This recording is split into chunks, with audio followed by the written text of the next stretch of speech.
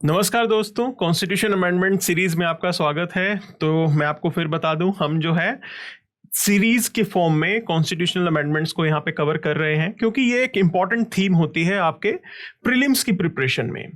और हम अगर प्रीलिम्स की प्रिपरेशन थीम बेस्ड करेंगे तो हमें डेफिनेटली उसका बेनिफिट होगा। तो आज के इस सेशन के अंदर हम 15th कॉन्स्टिट्यूशन अमेंडमेंट को जो है वो डिस्कस करने वाले हैं। किन प्रोविजंस को लेके इसके अंदर अमेंडमेंट की गई थी, किन आर्टिकल्स को अमेंड किया गया था, क्या कुछ नई चीज ऐड की गई थी, क्या चेंजेस लाए गए थे, क्या प्रोविजंस बनाए गए थे, उन सब चीजों को आज के सेशन में हम लोग डिस्कस करेंगे। So let's see what's there in 15th constitution amendment act. तो आप देख सकते हैं स्क्रीन के ऊपर, मेजर फोकस इस पर्टिकुलर एक्ट का था, इस पर्टिकुलर अमेंडमेंट का था, वो हाई कोर्ट के जजेस की रिटायरमेंट एज को बढ़ाना, कि उनकी रिटायरमेंट एज 60 से इंक्रीज करके 62 की गई थी। और उसी के तहत जो है आर्टिकल 217 के अंदर ये अमेंडमेंट किया गया था। अब देखिए, यह आपके एग्जाम के लिए इंपॉर्टेंट इसीलिए है क्योंकि रिसेंटली एक डिबेट भी चल रही थी कि जैसे सुप्रीम कोर्ट के जो जज होते हैं उनकी रिटायरमेंट एज 65 होती है, वैसे ही कुछ लोगों का यह प्रपोजल है कि हाई कोर्ट के जजेस की रिटायरमेंट एज भी 65 कर देनी चाहिए। तो ये डिबेट ऑलरेडी चल रही है, लेकिन हम उस डिबेट में नहीं पड़ेंगे। हम मेजरली आपके एग्जाम के लिए जो नॉलेज आपको होनी चाहिए, जिस चीज के बारे में आपको आइडिया होनी चाहिए, उन चीजों पे फोकस करेंगे। सो 15th जो अमेंडमेंट है उनमें ये आर्टिकल 217 अमेंड किया गया और हाई कोर्ट के जजेस जो है उनकी रिटायरमेंट एज बढ़ाई गई थी। अब इसके अलावा कुछ प्रोविजंस ऐसे किए, जैसे कि हाई कोर्ट के जो रिटायरिंग जजेस हैं, क्या हम उनको सुप्रीम कोर्ट में अपॉइंट कर सकते हैं? कि सुप्रीम कोर्ट में मान लो वैकेंसी खाली हो और जरूरत पड़ने पर क्या हाई कोर्ट के रिटायरिंग जजेस को भी वहां पे लगाया जा सकता है? सो उसके लिए भी प्रोविजन यहां पे ऐड किया गया था कि रिटायरिंग हाई कोर्ट जज was allowed to serve as add होक जज। वो परमानेंट जज नहीं होंगे, वो एड होक जज होंगे सुप्रीम कोर्ट के अंदर, अगर एडिशनल सुप्रीम कोर्ट को कुछ जजेस की जरूरत पड़ती है तो वो प्रोविजन इधर जो है वो डाला गया था। अब देखिए, हाई कोर्ट के जजेस जो हैं रेगुलरली उनका ट्रांसफर होता रहता है, एक स्टेट के हाई कोर्ट से वो दूसरे स्टेट के हाई कोर्ट जाते हैं। तो उस केस के अंदर उनको कुछ कंपनसेशन भी मिलना चाहिए। उसका प्रोविजन भी इस पर्टिकुलर अमेंडमेंट में किया गया था कि कंपनसेशन अलाउंस कुछ मिलेगा जो जज एक हाई कोर्ट से दूसरे हाई कोर्ट में जा रहे होंगे। और आर्टिकल 222 उसको अमेंड किया गया था। तो हमें ये जो आर्टिकल नंबर हैं ये थोड़े बहुत याद रखने हैं यहाँ पे, ठीक है? जैसे 217, आर्टिकल 128 और आर्टिकल 222, ये आपको मेजरली याद रखने हैं।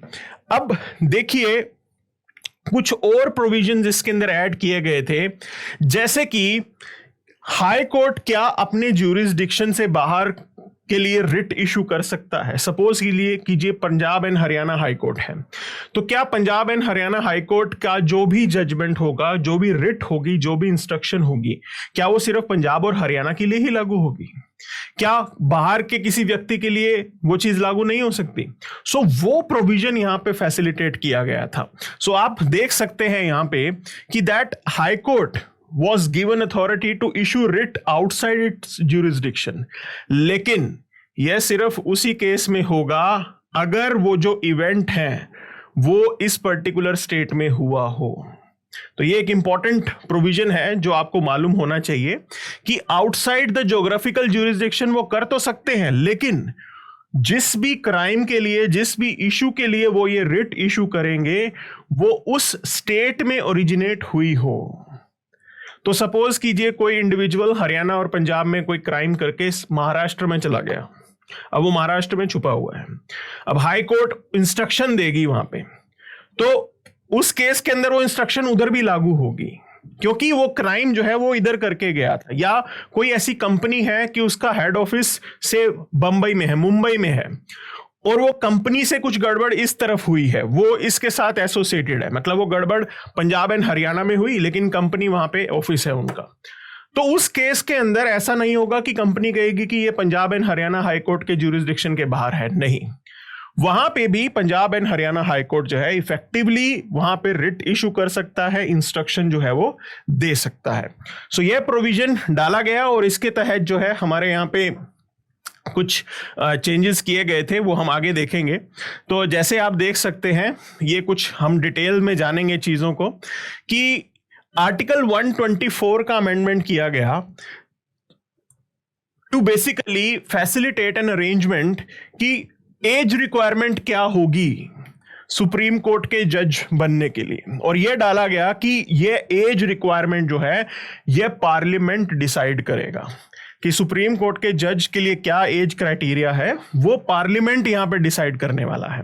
तो यह एक अमेंडमेंट किया गया।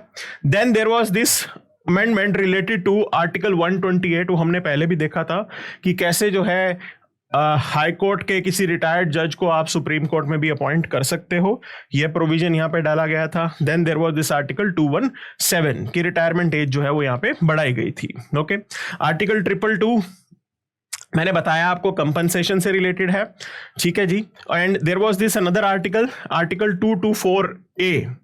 224A इंट्रोड्यूस होता है, वो ये कहता है कि फॉर्मर हाई कोर्ट जज, मतलब रिटायर्ड हाई कोर्ट जज, उनका भी अपॉइंटमेंट हो सकता है किसी हाई कोर्ट में, only with the consent of president, only with the consent of president. कि हाई कोर्ट के रिटायर्ड जज हैं, मान लो पंजाब एंड हरियाणा कोर्ट के अंदर जो है हाई कोर्ट के अंदर वैकेंसी आ गई, उस केस के अंदर जो रिटायर्ड जजेस होंगे उनको आप एडहॉक बेसिस पे ला सकते हो इसी हाई कोर्ट के अंदर। तो वो प्रोविजन हमारे यहाँ पे आर्टिकल 224A के रूप में है, तो वो फैसिलिटेट किया अगेन 15th कॉन्स्टिट्यूशन अमेंडमेंट ने। अब आप देखिए एक और इसमें एडिशन आया, वो था आर्टिकल 226 के अंदर अमेंडमेंट का क्लॉज 1A ऐड किया गया था।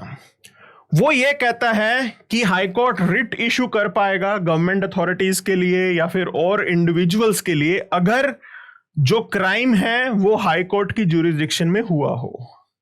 तो यह भी हमने डिस्कस कर लिया है यहां पे। एक और अमेंडमेंट आया, वो था आर्टिकल 297 का। अब ये काफी इंटरेस्टिंग एक तरीके से अमेंडमेंट है, आप इसके अंदर देखिए। सो इस अमेंडमेंट में डाला क्या गया था, टेरिटोरियल वाटर के बाद एक टर्म ऐड की गई थी कॉन्टिनेंटल शेल्फ।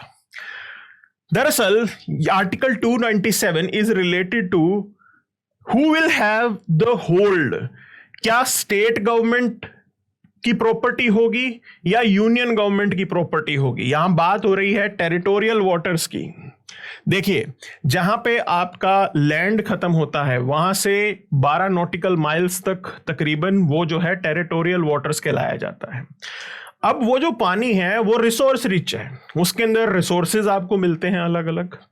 तो उन रिसोर्सेज पे किसका होल्ड होगा, यूनियन का होल्ड होगा या फिर उन पर्टिकुलर स्टेट्स का होल्ड होगा जो वहां पे बाउंड्री बना रहे होंगे। जैसे हमारे यहाँ पे कोस्टल स्टेट्स हैं, तो वहां पे होल्ड किसका होगा। और दूसरा एक चीज होती है कॉन्टिनेंटल शेल्फ। अब कॉन्टिनेंटल शेल्फ वो एरिया होता है जो पानी में डूबा हुआ होता है, लेकिन वो भी बहुत रिसोर्स रिच होता है, बहुत मिनरल्स होते हैं वहां पे। सो ये डिसाइड करना था कि उस केस में वो जो मिनरल वेल्थ है उसको कौन अपने अंडर रखेगा, क्या स्टेट गवर्नमेंट रखेगी या फिर जो है ये यूनियन रखेगी। यह क्लैरिफिकेशन मिला with the amendment of article 297। तो 297 यहां पे अमेंड होता है और टेरिटोरियल वाटर के पीछे एक वर्ड ऐड हुआ, दैट इज कॉन्टिनेंटल शेल्फ। कि अब ये आर्टिकल इस प्रकार हो गया है, all land minerals and other valuable items inside India's territorial waters, continental shelf and exclusive economic zone shall become property of union। तो सेंट्रल गवर्नमेंट के अंडर आ जाती है वो। ये प्रोविजन आर्टिकल 297 में अमेंडमेंट होने के बाद ही हुआ था। टेरिटोरियल वाटर का तो इन्होंने जस्ट पहले ही बता रखा था, लेकिन कॉन्टिनेंटल शेल्फ को लेकर डिस्प्यूट हो सकता है ना स्टेट्स और यूनियन के बीच में, वो क्लैरिफिकेशन जो है वो 15th कॉन्स्टिट्यूशन अमेंडमेंट ने यहां पे दी थी। अब आप इसके अंदर देखिए आर्टिकल 316 अमेंड होता है, वो ये प्रोविजन डालता है कि पब्लिक सर्विस कमीशन एक एक्टिंग चेयरमैन इलेक्ट कर सकती है अगर रेगुलर चेयरमैन एब्सेंट हो, लीव पे हो या वो अपना काम, अपनी ड्यूटीज परफॉर्म नहीं कर पाए। तो स्टेट पब्लिक सर्विस कमीशन के लिए भी आ जाएगा ये, यूपीएससी के लिए भी आ जाएगा ये, कि इन केस अगर उनके चेयरमैन साहब छुट्टी पे हैं या कोई और उनको प्रॉब्लम आ रही है, उस केस के अंदर जब तक नया मान लो चेयरमैन ना अपॉइंट हो, उस केस के अंदर स्पेसिफिकली वो अपने में से भी एक इंडिविजुअल को चूज कर सकते हैं, इलेक्ट कर सकते हैं एज अ चेयरमैन। तो वो यहाँ पे डाला गया था।